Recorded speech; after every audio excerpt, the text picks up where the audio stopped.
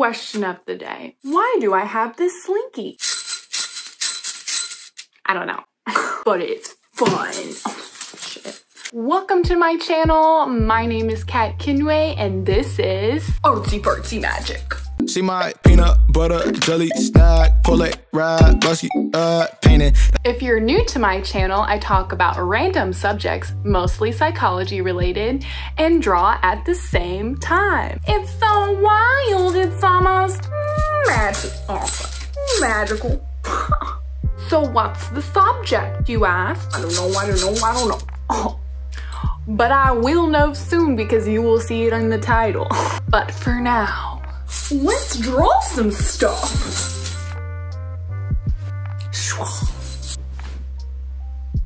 Okay, I'm done.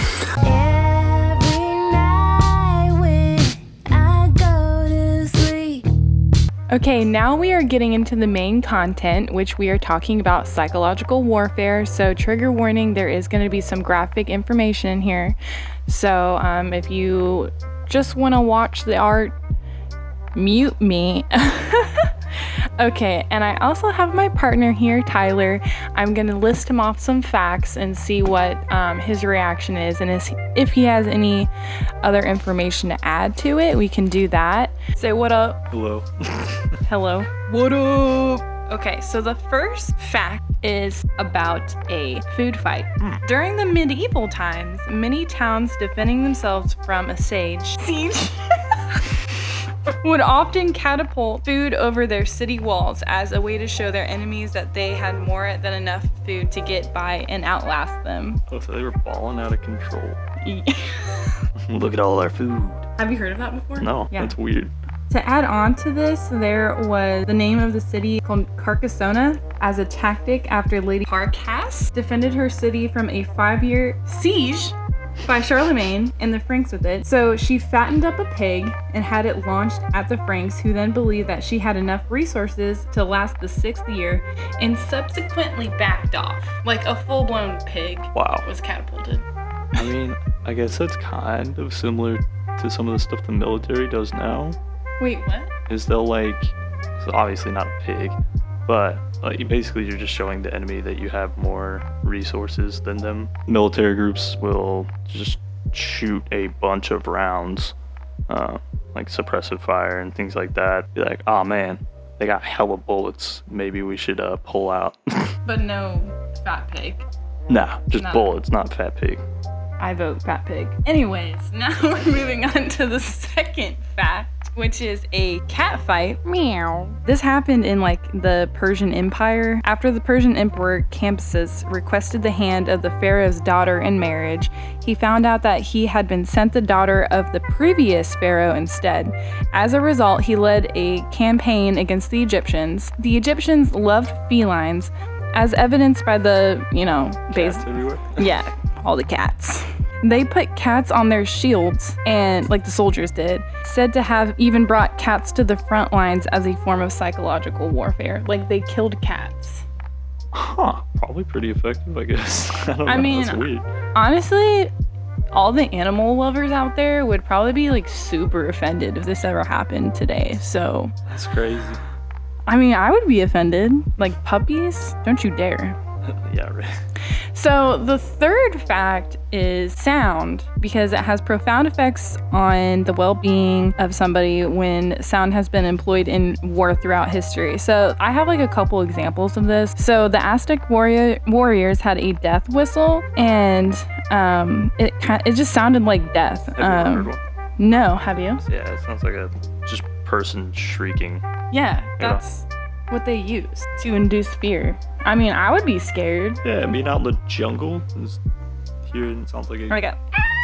Yeah, it literally it sounds like a higher female voice just shrieking, like what you would imagine like a witch or a demon or something to sound like. A demon. Then also, like the United States military still does stuff like this so the torture of Guantanamo Bay, they used a sound to break the prisoners. Their choice of music ranged from death metal to the I Love You song from Barney and Friends. So Bob Singleton, the man behind the song, has come out and denounced the usage of his song, and after finding out their music was used, the band Skinny Puppy sued the United States Defense Department, estimate of well over $500,000. Dang. Yeah. That reminds me of like Chinese water torture. You basically strap somebody down and set up a very slow drip where it just drips on their forehead right between their eyes. That's what it's called. Yeah, Chinese water torture. And it just, a drop of water will just hit you every couple seconds, like right in the forehead, and it drives people crazy. Like it breaks them psychologically. It's weird. Yeah, I don't know how I feel about that. You can try it in your bathtub. It's like, drip, drip. Okay, so I really wanted to get into this one because there's so much information about it. Is the project MK Ultra? Have you heard about it? Yeah. You have? Oh yeah. Can you say a little bit about it? Basically, I think it was the CIA. America. They take you and they sort of brainwash you in a way. You're basically a sleeper agent, so you don't necessarily know that you are, but using numbers and phrases, things like that, they can essentially play that through something or have somebody say it to you, or I think even read it, and it flips a switch in your head and you just become pretty much a different person. It's really weird. They actually made a movie about it. It's like a comedy movie. I feel like we're thinking of two different things. Or maybe it's all together. What? MK Ultra. Yeah. Okay. Well, maybe yours is more specific, but I have how they targeted their participants in their experiments. So the whole idea of it is to manipulate people and controlling their minds, which, I mean, it's basically the same. They targeted people by going to brothels in San Francisco, and prostitutes like lured unsuspecting men in, and then they were drugged with a heavy dose of LSD, and they were watched behind two-way mirrors. Is that kind of what, right? So what I'm thinking of is they actually take you and they essentially can program your brain. But they don't. Using, like... They never figured that out. They were trying to. Well, let's be real. They probably figured it out. They probably figured it out. Sleeper agents, for sure. Okay. Well, he's a conspiracy theorist, guys. Okay, so...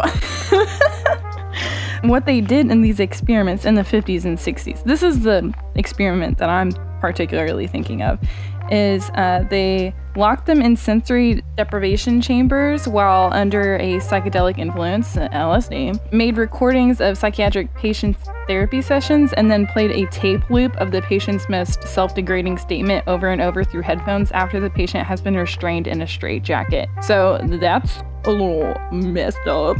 And another thing that they did is they put IVs into people and put a medication called barbiturate and amphetamine. So one IV with barbiturate and the other one with amphetamine. As soon as the subject would begin to fall asleep with the first medication, they would give amphetamines so they couldn't sleep. Yeah, so they were like babbling incoherently, and they ended up stopping the treatment because of death. But they also experimented with heroin, scopolamine, marijuana, alcohol, sodium pentothal, like all these other drugs. Yikes. Yeah, isn't that messed up? Yeah, but I'm not surprised. They probably still do it. Those are my facts. They probably do. They're pretty interesting. Do you like them? Yeah, I didn't know they did certain stuff. I mean, I figured they did weird stuff, but... Did I surprise you? Psychological warfare is weird. Messy. It's a job. It's a job. A real job. Yeah. That's listed on the, U.S. Army website? Oh, yeah, you can just Google, like, psychological warfare soldier job listings for the U.S. Army. There's actually a girl, and they do it for, like, a marketing tactic. This really pretty girl on TikTok I saw, and she's like... so hot. No, but I can't remember exactly what it was, but basically she was trying to entice people to join the military, and then a bunch of people found out that she was in psychological operations, so they're like, wait a minute. She manipulated us. Wait a minute. Wait a damn Is this a marketing tactic For sure. We're all being manipulated. Okay, that is the end of my show. Thank you so much for watching. Please like and subscribe. If you liked my artwork, if you liked the topics that I talked about, give a shout out to Tyler. Woo! Ow, ow! Bye. Bye. Till next time, bitches. Oh, peace, love, and magic. Fuck this shit, I'm out. Fuck this shit, I'm out. No thanks.